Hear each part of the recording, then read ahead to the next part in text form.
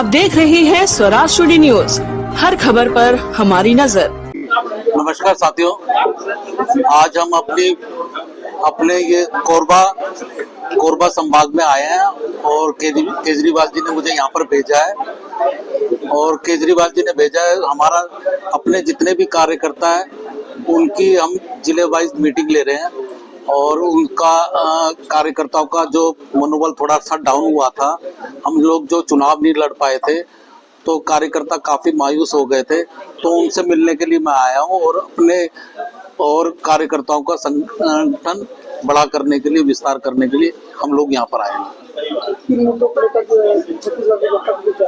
ऐसा छत्तीसगढ़ में ना हर जगह अलग अलग समस्याएं हैं।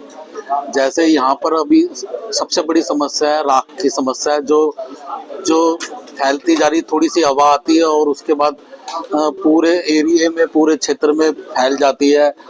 और तो वो भी एक समस्या बहुत बड़ी है। जैसे बिजली तो होती है, बिजली बनानी भी चाहिए, लेकिन उसका एक साइड इफेक्ट भी ये भी है, तो उसको भी खत्म किया जा सकता है। ऐसा नहीं है, उसका हल नहीं है। यदि वो जो प्लांट है जिसे बिजली बन रही है तो उसका हल निकल सकता है, लेकिन उस पर हल निकाला नहीं जा रहा।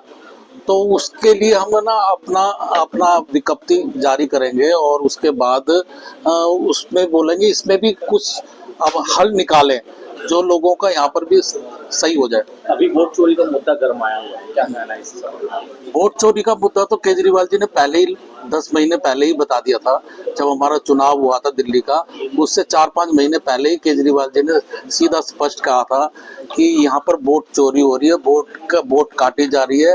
और वो भी चुनाव से 2-3 महीने पहले ये प्रक्रिया शुरू कर देते हैं। ये महाराष्ट्र के चुनाव में भी इन लोगों ने ऐसे ही किया था। फिर महाराष्ट्र के चुनाव से केजरीवाल जी ने देखा कि ये महाराष्ट्र का चुनाव ये ऐसे जीते थे, गड़बड़ करके जीते थे। तो दिल्ली में भी जब हमारा चुनाव होने लगा तो वो देखा कि कई विधानसभा में से 10-10, 12-12 हजार वोट कट रही थी और अलग से वोट 5-5, 6-6 हजार वोट बन रही थी। जो ये प्रक्रिया केवल 5 साल के भीतर होनी चाहिए, इतनी वोट कटनी बढ़नी, वो मात्र 2 महीने के 3 महीने के अंदर हो रही थी। वो केजरीवाल जी ने पहले ही बात रख दी थी और उसके लिए हम लोगों ने एक कमेटी भी बनाई थी जिसमें राघव चड्ढा जी थे, संजय सिंह जी थे और 1-2 और हमारे सीनियर लीडर थे जिन्होंने ये बात रखी थी और प्रेस कॉन्फ्रेंस भी की थी। और हम लोग इलेक्शन कमिश्नर के पास भी गए थे और बात रखी थी हम लोगों ने। ये तो अब राहुल गांधी ने रखा है कि ये वोट चोरी ऐसे हुए है, माधेपुर में ऐसा हुआ है। ये तो हमने पहले से ही बता दिया था। हमने 2 विधानसभा पहले ही बता दी, एक शादरा विधानसभा में ऐसा हुआ था और एक नई दिल्ली विधानसभा में ऐसा हुआ था। अच्छा, ये एक आरोप ये भी लग रहा है कि आम आदमी पार्टी ने अपने कार्यकाल के दौरान अवैध घुसपैठियों को दिल्ली में बसाया, जिससे कि हटाने की कार्रवाई चल रही है। नहीं, ये तो बीजेपी है, बीजेपी कुछ भी बोल सकती है क्योंकि उसको तो छुपानी है ना, क्योंकि वोट चोरी उन्होंने किया। तो वो बात को पलट के ऐसे करिए, हमें हम लोग कहाँ से बसाएंगे, हमें कहाँ से बसे हैं?